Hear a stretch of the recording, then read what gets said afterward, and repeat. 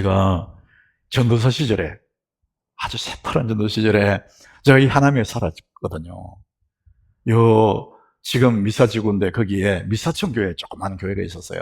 지금도 그 이름을 바꿔서 예일교회 있지 않습니까? 거기 제가 전도사 했는데, 그때 저 광주 있잖아요. 광주 치울리라는 곳, 초울면인가? 그 치울리라는 곳에 강이 있어요. 그 강에 친구 전도 세 가족이 모였어요. 그 텐트를 치고 하룻밤을 거기서 보내면서 아주 즐거운 시간을 보냈어요. 밤이 되니까 모기가 막 덤비. 그러니까 요즘은 모기약 뿌리는 약도 있잖아요. 근데 그것도 없으니까 우리가 이제 모기불 피워놓고 그 강가에서 그렇게 재밌게 이야기하고 떠들고 웃고 그래 보냈어요. 근데 그 강가에 사람들이 좀 있더라고, 더듬더듬. 근데 그 가까이에 어떤 아저씨가 찝차를 타고 그 강가에 놀러 온 사람이 있었어요. 우리는 자전거도 한 대 없었는데 이 사람은 찝차 타고 왔어요. 엄청 부자잖아요.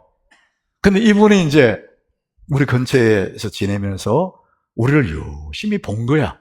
어? 근데 저것들은 술도 안 먹는데 뭐가 저리 재밌지? 이분이 궁금했는가 봐요. 그 나중에 물어보더라고. 내가 보니까 술도 안 드시던데 뭐가 그렇게 재밌습니까? 하더라. 여러분, 세상의 사람들은 술을 한 잔 먹고 술이 취해야 재밌다고 하는 거예요. 그래 춤도 추고 오는 거예요. 근데 그 사람들이 이해할 수 없는 게 뭐냐?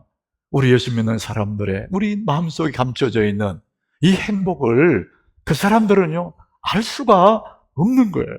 그러니까 그들 볼 때 너무 신기하다는 거죠. 작은 얘기도 막 까르르 웃고 너무 재밌어 하고 그런 거 보니까 자기 너무 신비롭다는 거예요. 여러분, 사마리아 여자 얘기 있지 않습니까? 이 사마리아 여인도 이 세상에서 만족을 얻으려고 한 남자와 결혼을 해요. 여인의 행복이 좋은 남자 만나는 거잖아요. 근데 만족이 없어. 그래서 두 번째 남자를 만났어요. 여전히 마음이 허전해요. 세 번째 남자를 만났어요. 다섯 번째 남자와 살고 있는데도 만족이 없어. 그래서 우물가에 물을 기르러 와. 그때 예수님이 그 여인을 만나서 하시는 말씀이 요한복음 4장 13절에 예수님이 그 여인에게 하시는 말씀이에요. 예수께서 대답하여 이르시되 이 물을 마시는 자마다 다시 목마르다.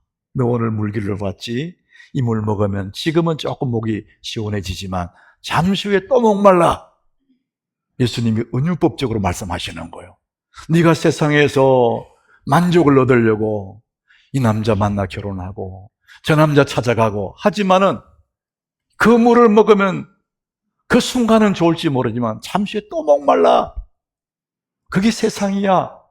그러시면서 그 다음 절에 이렇게 말씀하세요. 우리 같이 읽어보겠습니다.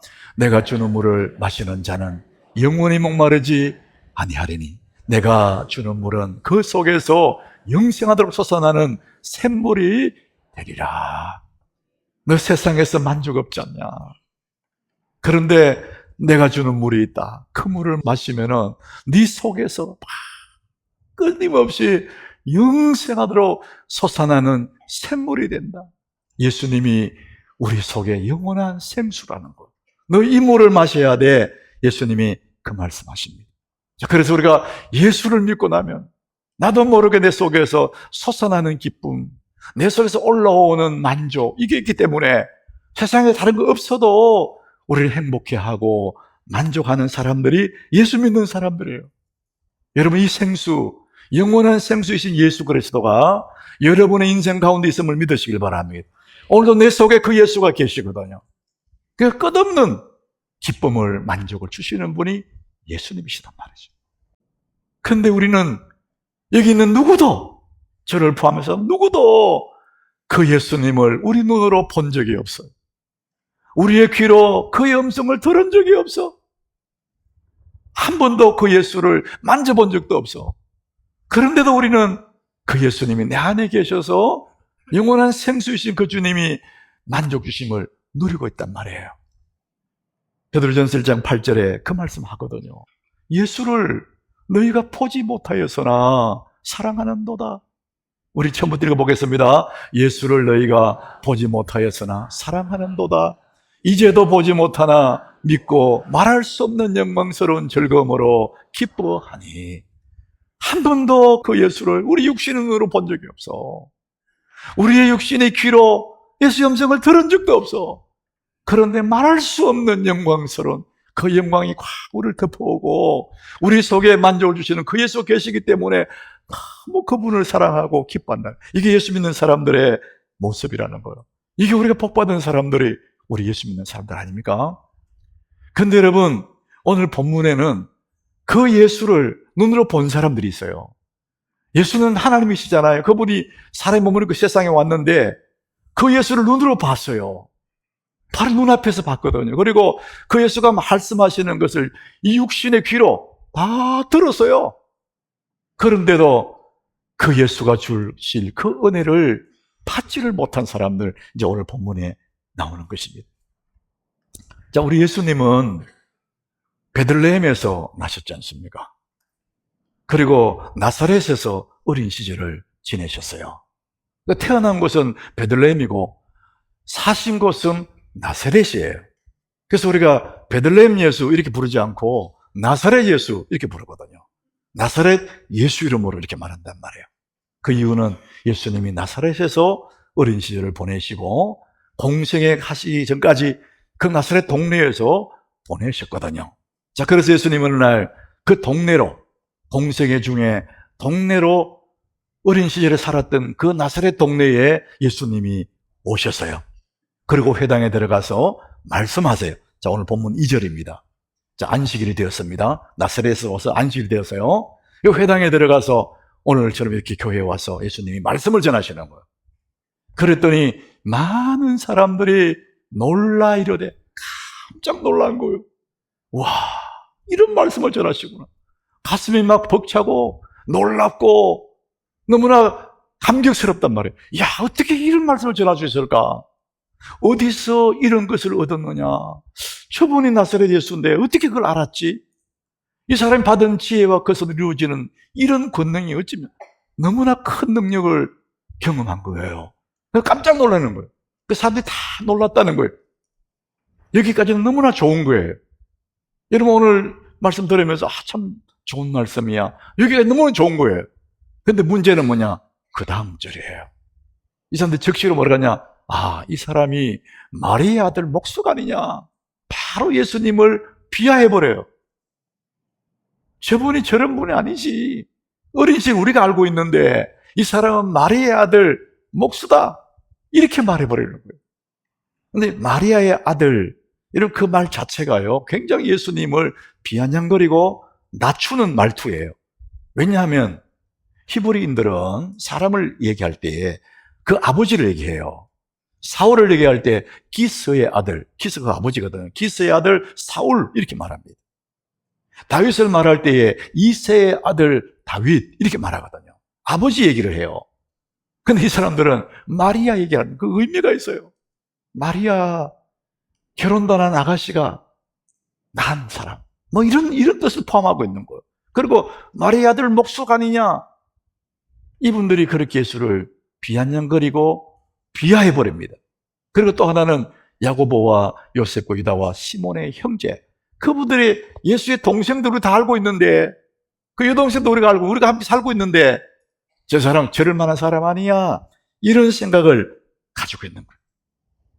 하나님의 아들 예수가 하나님이신 그분이 앞에 있는데도 이분들이 그를 비하해버립니다. 그래서 예수를 배척했다, 예수를 배척한지라 이렇게 말합니다. 이것이 이 사람들의 눈앞에 있는 그 복을 받아들이지 못하는 이유입니다. 사람들의 마음속에, 여러분 다 우리 거기에 해당되는 사람들의 마음속에는 두 마리의 개가 살고 있답니다. 첫 번째 개 이름은 편견, 견. 두 번째는 선입견. 이 두 개가 우리 마음속에 살고 있대요.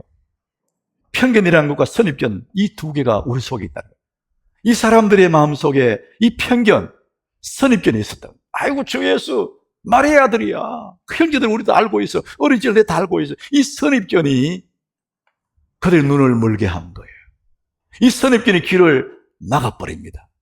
자, 그래서 예수님이 오늘 본문 4절에 보니까 예수님이 그들을 향해 하시는 말씀이에요. 예수께서 그들에게 이르시되 선지자가 자기 고향과 자기 친척과 자기 집 외에서는 존경을 받지 못함이 없느니라. 너희들이 지금 내 어린 시절을 알고 우리 가족들을 안다고 해서 나를 그렇게 비하하는데 그것이 너희들이 잘못이라는 거예요. 하나님의 아들 예수인데, 자, 이 선입견이 그들의 들어오는 그 복을, 눈앞에 있는 그 하나님을 받아들이지 못하게 하는 이 선입견이 그들의 눈을 막았어요. 바로 눈앞에 하나님이 계셨는데 배척해버리는 거예요. 선입견이 존중하지 않는 거예요. 그분을 존중하지 않는 거예요. 우리의 삶의 많은 경우에 이런 경우 너무 많아요. 선입견, 편견이 내 속에, 이걸 가지고 판단해서 내 마음에 안 맞는다고 비하해버리고 존중하지 않기 때문에 내 삶 속에 주님의 형통이 들어오지를 못하는 겁니다. 존 비비어 목사님이 쓴 존중이라는 책이 있습니다. 이 목사님이 이 책에서 이렇게 말해요. 이 시대가 잃어버린 덕목 중에 하나는 존중이다. 우리가 사는 이 시대에 잃어버린 너무나 소중한 덕목 하나가 사라져버렸는데 존중이라는 겁니다. 이 존중이라는 덕목이 내 삶의 관계와 관계에서 들어오면 우리의 모든 관계가 너무나 물 흐르듯이 아름다운 관계가 되고, 존중이 여러분 가정에 들어오면 여러분 가정은 푸르고 푸른 그리스도의 계절이 오는 것입니다. 나도 모르게 존중을 잃어버렸어요. 왜? 편견. 이것이 내 마음을 가로막았어요. 그러다 보니까 선입견과 편견이 내 마음을 붙잡고 있어서 존중하지 않기 때문에 하나님의 형통을 누리지를 못하는 거예요. 여러분, 형통한 인생 비밀은 존중입니다. 우리 한번 따라해 봅시다. 형통한 인생 비밀은 존중이다. 여러분, 이거 꼭 기억하십시오. 내 인생이 형통한 인생 비밀은 눈에는 안 보이는데 나의 인생을 푸르게 가꾸어주는 형통한 인생 비밀은 존중입니다. 하나님은 사무엘상 2장 30절에 확실하게 이 말씀을 하고 있어요. 이제 나 여호와가 말하노니 결단코 그렇게 하지 아니하리라. 나를 존중히 여기는 자를 내가 존중히 여기고 나를 멸시하는 자를 내가 경멸하리라. 여러분, 이 말씀을 잘 기억하십시오. 나를 존중히 여기는 자를, 하나님이 하시는 말씀이에요. 우리 한번 같이 나를 존중히 같이 읽어봅니다.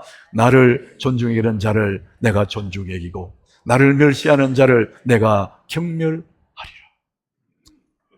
인생 형통 비밀이 어디느냐? 존중에 있다는 것입니다. 여러분, 만족 없는 세상에서 형통하게 살아가고 싶은, 우리 모두는 그렇게 살고 싶잖아요.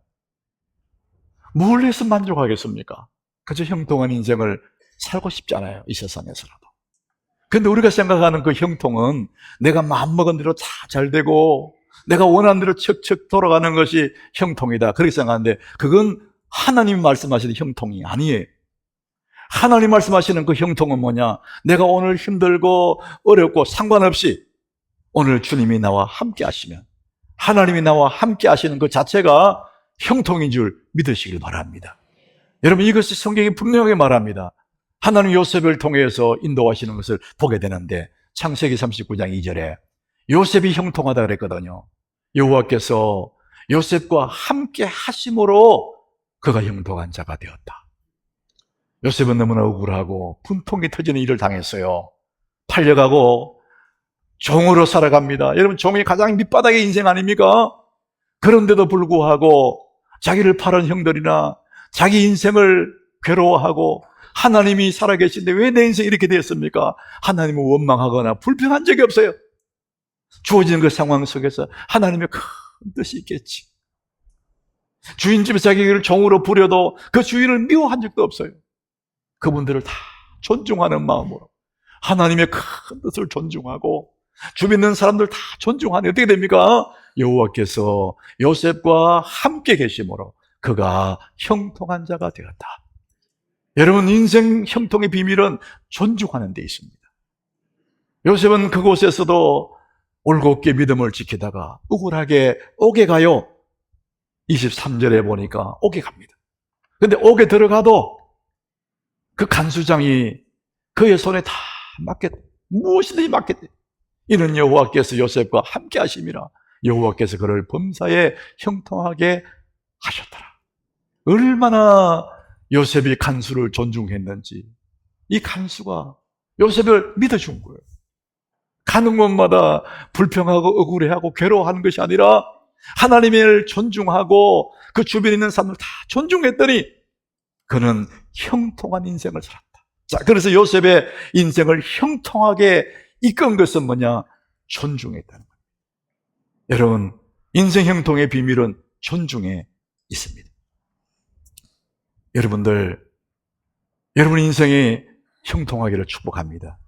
그러면 여러분 존중이라는 덕목을 내 삶 속에 가져와야 됩니다. 여러분 가정에 가져와야 되고 내 삶 속에 존중을 가져올 때 비로소 내 인생은 푸른 인생이 될 수가 있는 거예요. 자, 저는 하나님께 담임 목사로서 참 여러분들이 이렇게 형통하기를 원하는데 그래서 오늘 여러분에게 이 말씀을 드리고 싶어요. 우리가 존중해야 될 4가지 영역의 권위들이 있습니다. 하나님 위임에 놓으신 4가지 영역의 권위에 여러분 존중해야 여러분들은 형통한 삶을 살 수 있어요. 이게 성경의 4가지 권위를 말합니다. 첫 번째는 정부입니다. 정부. 로마서 13장 1절. 각 사람은 위에 있는 권세들에게 복종하라. 위에 있는 권세가 뭡니까? 정부 지도자들이에요. 우리 때로는 마음에 들지 않는 그런 정치인들이 있어요. 대통령도 있고 국회의장도 있고 장관들도 있어요. 그런데 그 사람들은 다 하나님이 세웠다는 거예요. 하나님에부터 나지 않음이 없다. 모든 권세는 하나님께서 정하셨다. 그러면 너희들 어떻게 했냐? 각 사람이 위에 있는 권세자들에게 복종해라. 그 말은 그분들을 존중하라는 거예요. 자, 두 번째는 교회입니다. 교회. 히브리 13장 17절. 너희를 인도하는 자들에게 순종하고 복종하라. 그들은 너희 영혼을 위하여 경성하기를 자신들이 청산할 자인 것 같이 하느니라. 그들로 하여금 즐거움으로 이것을 하게 하고 근심으로 하게 하지 말라. 그렇지 않으면 너희에게 유익이 없느니라. 여러분의 영혼을 이끌어가는 교회 지도자를 말합니다. 첫 번째가 정부 지도자들, 두 번째는 교회 지도자들입니다. 세 번째가 있어요. 세 번째. 이 가정입니다. 신명기 17장 16절이에요. 그의 부모를 경홀히 여기는 자 저주를 받는다. 여러분 가정에 부모라는 권위, 우리 부모가 내게 잘해줬기 때문에가 아니라 하나님 위임해 놓은 권위입니다. 그 권위를 존중해야 내가 형통하다는 겁니다. 하나님이 그를 세웠기 때문에 여러분 부모를 존중하셔야 됩니다. 그러면 여러분이 복 있는 사람이 되는 거예요. 마지막 네 번째 우리가 존중해야 될 영역, 네 번째 권위가 있습니다. 사회입니다. 여러분 사회생활을 하는 우리를 고용한 사람들, 우리 위에 있는 윗사람들, 학교의 선생님들, 이분 다 우리가 존중해야 될 권위들입니다. 에베소 1장 5절에 그 말씀하죠. 종들아 두려워하고 떨면서 성실한 마음으로 육체의 상전에게 순종하기를 그리스도께 하듯 하라. 육체의 상전이라고 그래요. 그 당시에 종들에게 하는 얘기지만 오늘 사는 우리 사람 이 시대 속에서도 우리 종은 아니지만 육체의 상전들이 있지 않습니까? 회사에 가면 사장님이 계시고 우리 위에 있는 직급을 가진 사람들, 그 사람들을 존중하라는 겁니다. 그래야 네가 형통하다.